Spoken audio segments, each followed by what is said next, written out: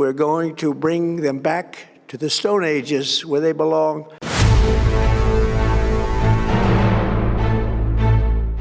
এবার ইরানের বিরুদ্ধে কঠোর হুমকি দিয়েছে মার্কিন প্রেসিডেন্ট ডোনাল্ড ট্রাম্প। স্থানীয় সময় বুধবার 1 এপ্রিল রাতে জাতির উদ্দেশ্যে দেয়া ভাষণে তিনি বলেন, যুদ্ধ শেষের কাছাকাছি হলেও আগামী 2 থেকে 3 সপ্তাহ ইরানে ব্যাপক বোমা হামলা চালানো হবে এবং প্রয়োজনে দেশটিকে প্রস্তর যুগে ফিরিয়ে নেওয়া হবে।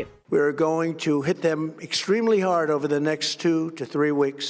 ট্রাম্প সতর্ক করে বলেন, যুদ্ধবন্ধে কোনো সমঝোতা না হলে ইরানের বিদ্যুৎ কেন্দ্র সহ গুরুত্বপূর্ণ অবকাঠামোতে হামলা চালানো হতে পারে, এমনকি তেল ক্ষেত্রেও হামলার ইঙ্গিত দেন তিনি। বিশেষজ্ঞদের মতে এই ধরনের হামলা ইরানের বেসামরিক জনগণের ওপর ভয়াবহ প্রভাব ফেলতে পারে এবং আঞ্চলিক মিত্রদের ওপর পাল্টা হামলার ঝুঁকি বাড়বে। ভাষণের পরপরই বৈশ্বিক বাজারে নেতিবাচক প্রতিক্রিয়া দেখা যায়। শেয়ার বাজারের ফিউচার সূচক নিম্নমুখী হয়ে পড়ে এবং তেলের দাম বেড়ে যায়।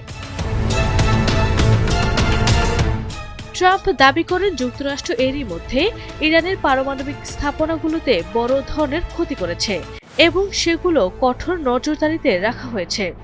তিনি বলেন, ইরান নতুন করে কোনো পদক্ষেপ নিলে আবারও শক্তিশালী হামলা চালানো হবে।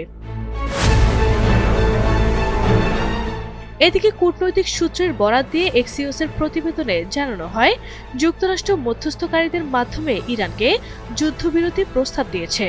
শর্ত হিসাবে গুরুত্বপূর্ণ হরমুজ প্রণালী পুনরায় খুলে দেওয়ার কথা বলা হয়েছে।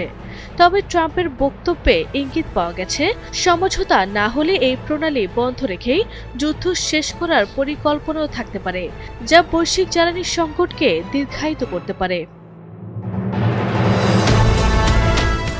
ভাষণে ট্রাম্প নতুন করে নীতিগত ঘোষণা দিলেও তিনি জনমতকে বোঝানোর চেষ্টা করেন যে এই যুদ্ধ প্রয়োজনীয় এবং সফল।